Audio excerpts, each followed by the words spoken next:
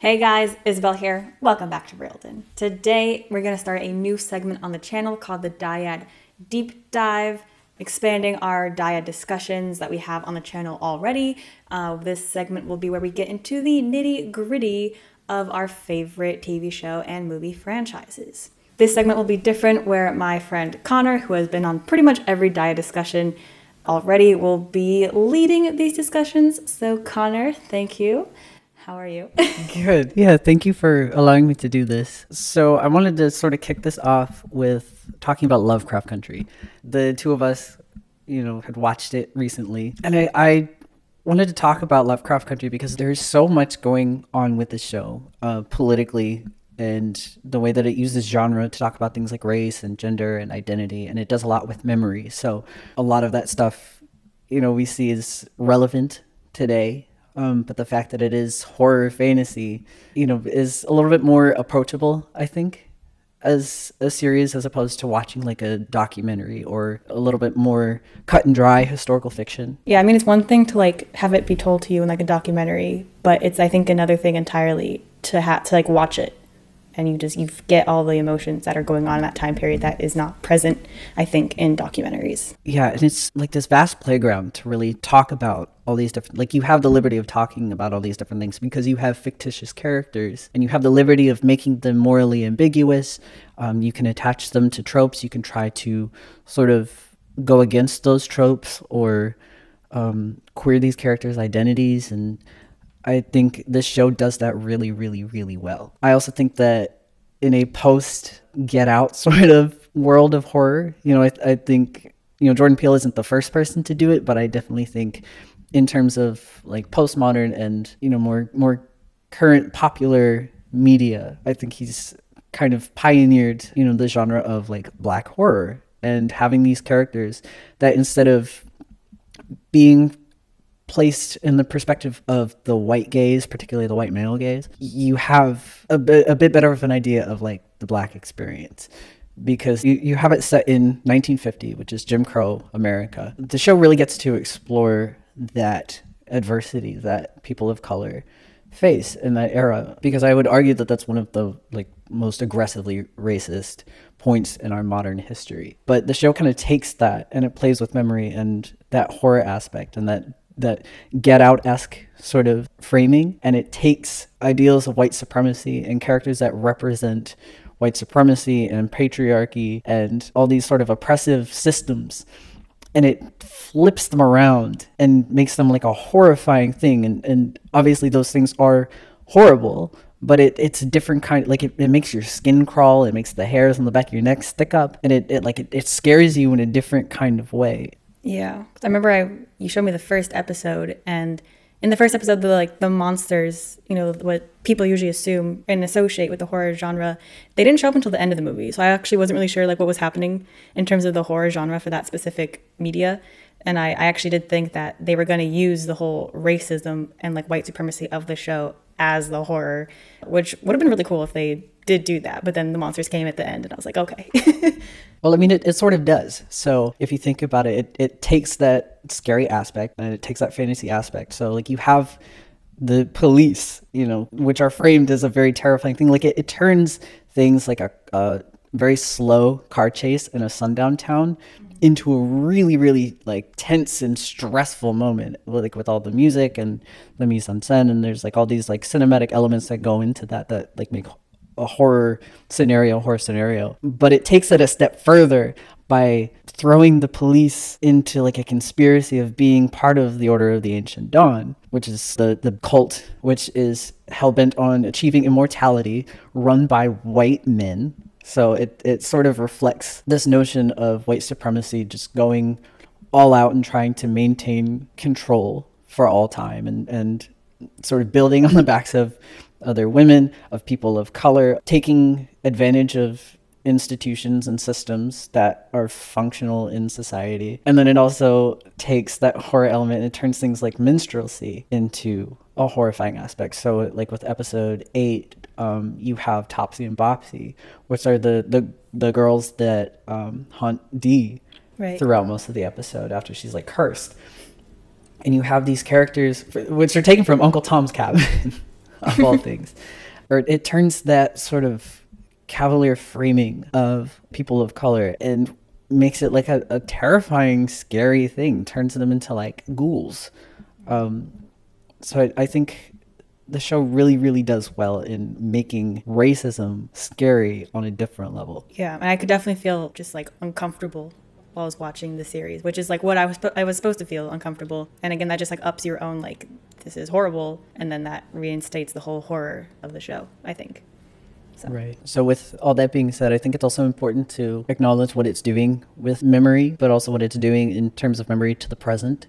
Right. So this series came out in August of 2020, which, you know, was a very politically heated time. You know, we're in the middle of a pandemic, and it is the height of the Black Lives Matter movement. And I feel like even though this show is set in 1950 and it was shot before the movement really gained traction to a broader audience, a lot of it is still extremely relevant. And if you sort of fast forward a little bit to 2023, to when we have all these legislations, like all the stuff going on in Mississippi and Tennessee, and this resurrection of Jim Crow and this uprising of white supremacy and neo-Nazism, I think really speaks to the importance of this show playing with that memory and reflecting it to current day. History repeats itself. Yeah.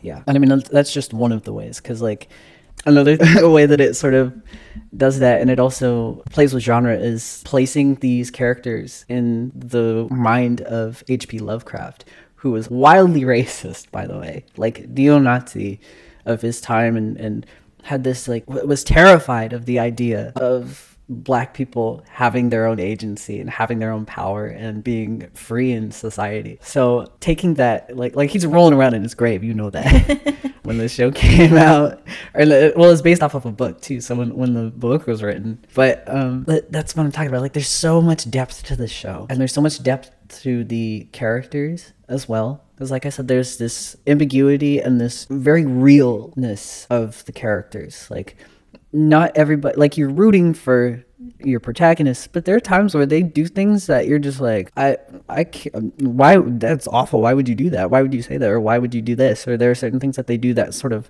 make you wonder, like, what's going on inside their head. It poses a lot of why, and sort of requires you to sit back and just like really think about it. And, you know, especially as a white audience, like, at least for me, I found that watching this actually brought a lot of things to my attention that I had not been taught otherwise. Like, nobody bothered to tell me. I never learned it in school, and admittedly I hadn't beforehand gone out of my way to research these things, but like, some of these things came up and I'm like, what is all of this about? So it really entices this like deeper thought. Yeah, I think it, for me, because like I see, we didn't really learn like the nitty gritty of it too much in school, but for my college experience, like, I had 3 roommates who were people of color, and I kind of found like all that out through them. So I had a bit more knowledge going into the show, but I think the show taught me a lot of like nuances that I probably didn't really think about beforehand. And I know you like a lot of the characters, and I know there's a particular fascination that you have with Christina, who is the villain of the series. Well, they're all complex characters, which I love. I don't love just like, or I don't like just like, this character is good and this character is bad. So like you said, like, their characterizations are all like real. You know, it's how people in the real world act most of the time. For one everybody reason. Has skeletons in their closet. Yeah. So, and we'll probably talk about it later, but I know you said that, you know, each of these characters kind of embodies a different aspect. And Christina did, I don't know why I was so like interested in her. I think it's because I couldn't tell until probably like the last couple episodes, what she wanted and kind of like what side she was on. Like, I didn't really know what she was up to. See, I mean, I had seen it, you know, 3 times by then, but the first time, I think it was around like episode 4 when she really starts to like talk about her plan, that it's like, all right, we're not rooting for, like, you are definitely the villain. No, but yeah, she's very, very complex and very interesting, because while she is like framed as the villain, there is like a bit of a peculiar like cautiousness that you have to have with her because of some of the things that she says, specifically about gender and the patriarchy, and the fact that like she as a woman is not privy to a lot of the privileges that people like her father and the other members of the order are, possibly even William. You know, we don't get too much into that. I wouldn't even consider William a separate character. Like, William is Christina. Christina is William at that point. And it's interesting that you say that, because I think that speaks to that complexity, because there's this internal desire that she has that she brings out in Ruby, which complicates her story arc as well, that like goes into queer identity a little bit, because she's living a double life, literally in the skin of a man, other than just reasons of trying to function in society. Like she does it a lot of times because she likes it and she takes advantage of it, and there are sexual desires there that she is able to pursue that she might not otherwise. You could probably also look at it that, like, because, you know, 1950s, it was like a man's world. So, and like that also in a way ties into Ruby's character arc, where it's also not only a man's world, but at that time was also a white world. So yeah, I think that just adds to her complexity. And like you said, the whole gender, you know, masculine versus feminine. And you can't root for Christina, though, is that, like, not only is she going against everything that our characters are trying to, that our protagonists are trying to do, that Tick is trying to do, and Letty's trying to do, she's still racist. Even though she points out that things are racist, doesn't make her not racist, because she's still taking advantage of Tick. And she still takes advantage of all these characters. She's still kind of in cahoots with the police captain. And there's like this trope of like the quietly racist white woman, which I think is very interesting to read her as. And I know that's like not the only way that you can read her. It's just one of the many ways. So like a woman who advocates for like women's rights, but then excludes still like people of color and like people of color. I feel like they're, at least in this show, I feel like Christina viewed people of color more as like an object for her to manipulate. Like, it wasn't like, oh, I want all females to have rights except for you because you're not exactly like what I would consider like a human.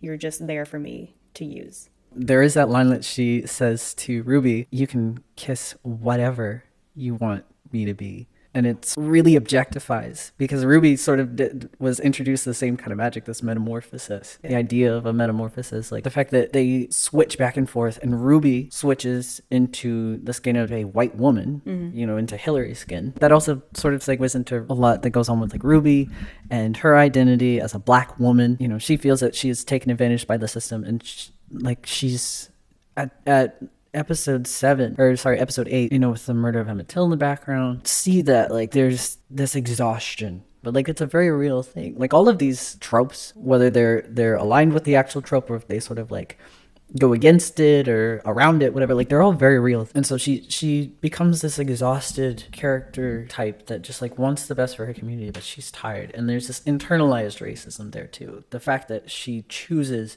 to keep going back into the skin of Hillary, to keep sort of trying to get this magic from Christina, who at the time she thought was William. You know, but even after that, still has a relationship with Christina once the butterfly's out of cocoon, however you want to say it. So there's a lot of like complexities like that. I would actually even say that the term metamorphosis used like in this show is not used properly, and that might be like on purpose. Like they might have done that on purpose. Because to me, like a metamorphosis, like obviously you're going to think of a caterpillar to a butterfly. That is a permanent change, and I think when you're also talking about like a person goes through metamorphosis, they're changing to be permanent. Like their new self is supposed to be permanent. But that's obviously not happening between Ruby and Christina, because Ruby doesn't stay a white woman after she goes through this. She does kind of go back to, you know, being a person of color. And personally, I don't think Ruby really learned from that experience. I don't think she really grew out of that like internalized racism, which I know is it's not something that happens. Part of the point, I would argue. Yeah, because that's not something that happens in a day. Like I understand that, but like it wasn't really until Letty was like, "I need your help," where she was like, "Yeah, okay." So, and again, that whole metamorphosis term could just still be Christina like manipulating her. It's true, as she does. But like with Ruby and comparing it to Letty too, there's also, you know, that it's the fact that it's internalized, and the fact that she's given a vehicle to express that internalized mentality and sort of act on those behaviors, whereas like Letty is sort of like the opposite of that, right? Like for a lot of the show, like it frames her as like selfish, like they're both family oriented characters. They're They're both family-oriented characters, but at the end of the day, one of them is genuine with the way that they feel in their community and in their bodies, and the other one sort of like shows that, but there's this sort of like gray area where it's like questioning it. I feel Letty is sort of the easiest to root for at the end of the day, because while she does sometimes say and do things that are just like, come on, Letty, you can be better than that, Yeah.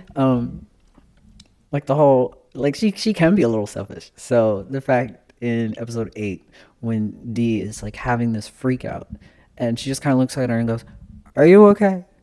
I don't know, go get some water or something," just like walks away. Yeah. And it's like she's clearly in distress. Right. But I was like, Letty, girl, what are you doing? Yeah. But Letty's also, I think, also in distress Yeah. at that point. So, like, all right. I mean, but still, it's like you're the adult in this situation, and there's somebody who's, But to my point, that's one of her faults, is that she's sort of is framed as having these like selfish mentalities. But at the same time, like she buys the house, she buys that big old mansion in the white neighborhood, and she has the housewarming party, and she tries to build it into like a place of house? community. Yeah, pretty much. And so you do see her actually being a more positive advocate for her community. And like when she asks for money, and Ruby's like, "Oh, so it's always been about money. You need money. You need money." It's like, but she needs it for the house, because it's not just her living there, right? It's supposed to be a place where Black people can go and For safety and safety and have joyful experiences. Like most of that episode, like, and that's another thing this show does, is like, even though a lot of this is very dramatic and stressful, you do have moments where it really goes out of its way to express like moments of joy for these characters, even though there is this whole society that's rooting against them and it's going against them. Yeah, Letty is really interesting, I think, especially when you think about, when you go back to characters of color and actors of color being involved in horror genre, and specifically women. Black women are typically excluded from the industry, but specifically that genre, and they're like treated poorly. But they're also the first to die. Exactly. So the fact that you have her at the front of this ensemble, right, and she has an incredible amount of agency, and she has an incredible amount of power, and she does everything that she does is with intention, whether it's good or bad. But she also gets to be feminine. She gets to, wear the clothes that she does. She gets to, like there's all these scenes, where you see her like putting on her makeup, and they're in like the middle of a road trip, but like she's not just doing that for us as the audience. Like that is an intention of Letty. Like that is part of. That's just her. Yeah, she's not dressing up to dress up. That's just how she expresses herself. There's that scene in Holy Ghost in episode 3 where she's in her dress and she's smashing the windows. I love that scene so much. The first episode where she's sprinting out to the car to go bring the car around and get a flashlight and save Tick and George. Like there are so many moments where she is just like so confident and so powerful, and it's really refreshing to be able to see that, because there's the other trope that you see, which is like the angry Black woman, right? And the traumatized Black woman. She doesn't have to do that. And like she has every right to, especially in a Jim Crow era white America, but she chooses her battle. Yeah, she actually is, I think, my favorite character from the show. I just love how bold she is, and she's some like that's a good word. Like personality wise, actually, she's someone who I would admire a lot just based on her personality. Like in an era where she could be afraid of just like stepping outside of her door, she's probably one of the most fearless characters in the show, I think. Yeah. So I do love her. I think the moment where it's in episode 1, they go to that restaurant because they don't realize it's a sundown town, and she's the one to like corral and she overhears everyone else. Yeah, and I was like, that was the moment I was like, we love Letty. Yeah. And it's also an interesting juxtaposition to have her be that bold, but also be that feminine against characters like Atticus, who are still kind of hyper masculine, and they're all like in the way that he acts and the way that he looks, and some of that is just Jonathan Majors, but like he's a war veteran, right? So you also have that sort of attached to him too, and attached to his masculinity. And he's like very angry a lot of the time. It's like explosive anger too. Yeah, which it's violent anger. Kind of abusive. Well, it is. It's not just kind of, it is. Like he could have killed Montrose. When he finds out that Montrose killed Yahima, he definitely could have like killed him. And there's a scene in the second episode where even though it's like a survival sort of thing, he kills Gia. And there's no, you don't really get the notion that there is like an intimate relationship with the two of them until much later in episode 6. Because there's the vision, remember? Oh, yeah, okay. I thought you like the actual. Yeah. I was like, no. And there's the vision where they're all being like haunted by their guilt, yeah, and their fears, and he has that vision of Gia, and there's, I don't know, there's just sometimes it can be hard to root for Atticus, which I think is very interesting to do to a protagonist. He's very, very complex. And there's just like a lot going on with him. Even though he's like posed as the victim hero a lot of times, because we go back and we see his time in Korea. We see him fighting on behalf of the US. But even though he's doing these horrendous things, like Gia's best friend, he tortures and kills her, right? And then it's kind of like that blind obedience scenario. Yeah, and even though it's tough, because especially in this era, it's like you have to follow orders. You have to for your own survival. But at the same time, it really tests the character's morals. Right, but like he's still framed as like a victim because he's traumatized by Montrose, who is wildly abusive, and then he's traumatized by the war. There's that whole scene where he's trying to read and he throws his glasses because his glasses are broken, and he just like starts crying. And it's like, even though it's like such a small thing, like you're sort of like meant to look at it and be like, oh, I feel bad for him, even though it's like you just murdered. I didn't feel too bad for him, honestly. It's a very interesting melodramatic trope that he sort of falls in. But with his character being enlisted also allows the show, again, to talk about very real and kind of problematic things, such as being enlisted and being active duty, right? Because fighting for a country that doesn't really care about you. Yeah, yeah. And that can even be seen like now. You have people of color who have served the US, and then as soon as they retire, they're still treated horribly by these white supremacist systems that are like ingrained into our society. Again, it's that weird crossover. And I say weird meaning just like it's gross. Yeah. I mean, frankly, it's just gross. Yeah, like especially in this era, it really accentuates the fact that like he's serving his country, that they don't care. So like it has this opportunity to sort of talk about those aspects as well, not just cops are bad and people are racist. Like it's a systemic thing. Yeah, no character is like perfect, not even D. Poor D. Like that episode really breaks my heart every time, even though you have the Topsy and Bobsy, which are terrifying and intentionally terrifying as like minstrel figures, because at that episode, you have Emmett Till at the background of that. So like these are very real historical events that are sort of like shadowed in the back of the series. And then you have Rewind 1921, which I think is probably the best episode. Either that one or A History of Violence, in my opinion, I think are the two best episodes in this entire series. But like that one really hits hard as well, because like you don't really get anything out of it in terms of narrative plot. You like just get background kind of, as well as like that Book of Names thing. But yeah, so they come back, Letty comes back with the Book of Names, Montrose comes back with returned trauma. Yeah. And even though it sort of tries to like contextualize where he's at and like why he acts the way that he does, it doesn't necessarily excuse it. But he too, Montrose, like Tick, gets framed as like a victim. Having the Tulsa Race Massacre or Black Wall Street at the center of that, really, I think is one of the strongest elements of playing with history and memory. Because like I said, it's a very real event, but it also sort of tries to show it. Because like I didn't know about that until a couple of years ago. Yeah, I want to say learning about that. I never learned about it. I want to say I didn't know about it until probably just before watching the show. So I was late to watching it, so I didn't watch it until around like December of 2020, December through January.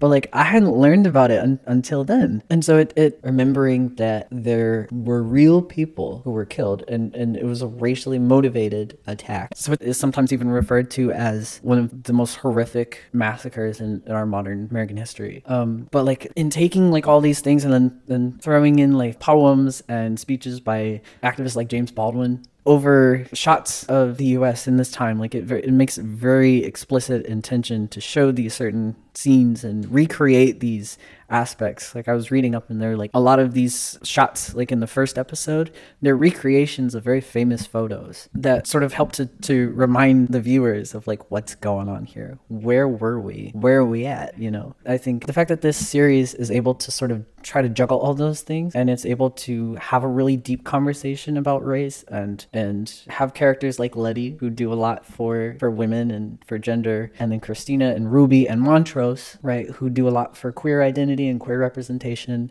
And like queer struggles as well. And struggles in an era where it's typically not talked about. I think when it's able to do that and also sort of place it in the gaze of the Black characters, where typically they're excluded, especially from this genre, and it's able to take these things that are very horrifying and really, really accentuate that and take it over the top and make it genuinely scary, you know, I think is very powerful. And all drama surrounding the show aside, I think the drama in the show does a very, very good job at what it's trying to do. Yeah, it's like that thing that, you know, every writer is told to show, don't tell. So I think that show did a really good job. And I think it's more impactful to show something rather than just tell you. Again, like in a documentary, because I think if you get attached. Yeah, but I also think like if you want to do better and help change, you kind of need to understand, like you kind of have to feel what they felt. And at least for me, when they're being like hunted down or all these different things, like I felt that anger and I felt that fear and just like this sheer like discomfort of someone treating someone else like property, like they're not human at all. Rewind 1921 gets me every time. Yeah. Every time. I think what's also important about that, which we kind of discussed earlier, is that usually in time travel scenarios, someone is always like saved. And of course we have the whole Montrose scenario, but the family went in the house fire, like none of them survived. And Letty is actually like there watching them just like be burnt alive, which I think was also a pretty powerful scene. And the unhappy ending, you can even argue that the unhappy ending, you know, Tick dies, you know, yeah. At the end of the day, our characters lose. Our protagonists, they lose. Mm-hmm. Tick dies. So does Christina, but it's only after the fact, right? So it sort of also goes with the notion of a more realistic lens, I think. Yeah, because not everyone gets a happy ending in life, unfortunately. Yeah, but it also, I think, also highlights the fact that the struggle is ongoing. And when before D does what D does, they don't learn. They never learn. And then, you know. Ends it. Yeah. But I think that goes to show that the struggle keeps going on. And probably will go on. Until people learn, it's going to go on. But you need to keep fighting. And that whole keep fighting scenario is probably more, it's emphasized because Letty is carrying Tick's child. Mm-hmm. So like Tick's journey is over, but you know, that fight and that whole thing will be continued with his legacy, essentially. Yeah, but I think, you know, if there are things that you didn't notice the first time, like I really encourage people to go and rewatch at least some of these episodes and really look at them this way if they weren't, you know, originally. Because there's so much that's going on with this. And I notice something every time, you know, because I rewatched number 2 yesterday, and there were things that I noticed that I didn't before. It's just so incredibly like politically rich in terms of its commentary, and then like I said, you have some amazing performances, all drama aside, and I think there is a bigger picture to be seen. Important shows like Lovecraft Country and Jordan Peele's stuff and all that stuff that's going to come after and all the stuff that's come before, I think is really important to recognize what it's doing. Well, guys, that was our first deep dive into Lovecraft Country. We will definitely be doing more in the future. Let us know if there's a topic you want us to talk about. But otherwise, thanks so much for joining and listening. Leave a like on the video. Comment if you've seen Lovecraft Country. What are your thoughts on the show as a whole? Love to hear it. Be sure to subscribe to the channel. Thank you guys so much for watching, and I'll see you next time.